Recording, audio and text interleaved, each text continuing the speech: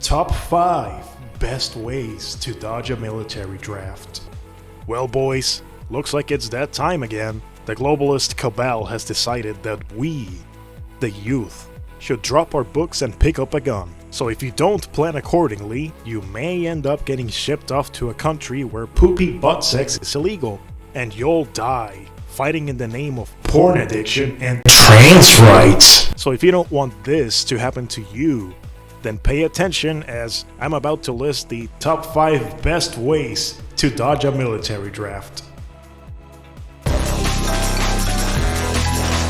Coming up at number 5 is the most basic and easiest method to dodge a military draft. Just don't go! Yep, it's that simple. No, I'm not joking. This is an actual method you can try.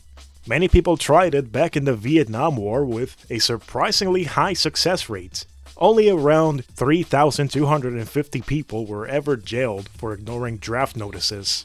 There was even a movement of people burning their draft cards as a form of protest. It was a national cultural phenomena of baby boomers collectively giving the warmongering globalists a symbolic middle finger. Now, what exactly happened to all of these based draft-dodging baby boomers? Oh, well, that's embarrassing. And at number 4, we have bribe your conscription officer. If the warmongering globalist cabal gets desperate enough, they may send an officer to your house to drag you down to the nearest military facility. If this happens, you're pretty much fucked. But don't panic just yet, as there is an easy way out. As we all know, there's nothing government workers like more than big fat stacks of money being given to them under the table. It's over. Not yet. I've got one last trick up my sleeve. I'm going to exploit a government official's only weakness. So if you can just flaunt a few Benjamins in front of the officer's face and tell him to fuck off, you've got a very good chance of him doing just that. The reason this method works is because government workers rarely ever have any integrity, especially the ones that have been working for a very long time. So if you can successfully bribe your conscription officer to leave you the fuck alone, then you're pretty much home free. Until they send another one. In which case, you might want to consider doing this method instead. At number 3, we got fake your death. The reasoning behind this method is pretty simple. How is the government going to send you to die in a war if they think you're already dead? To do this, all you have to do is disappear from the map. You can dump your car in a lake so people think you veered off the road and fell into a body of water and drowned. Then travel by land to a remote area in the country with very little law enforcement, and start working under the table to receive some money. You know, just like all those future doctors are doing right now in New York City. This is a very good idea, as not only do you avoid getting drafted, but you also get to clean your slate blank and start your life over. It'll be like a real-life isekai anime. Isn't that exciting?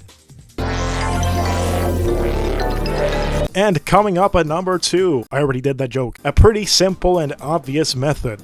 Just flee the country, LOL! Now where should you flee to is the question.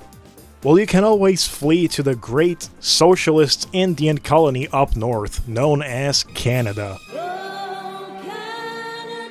Many people did back in the Vietnam War, and they pretty much got away with it.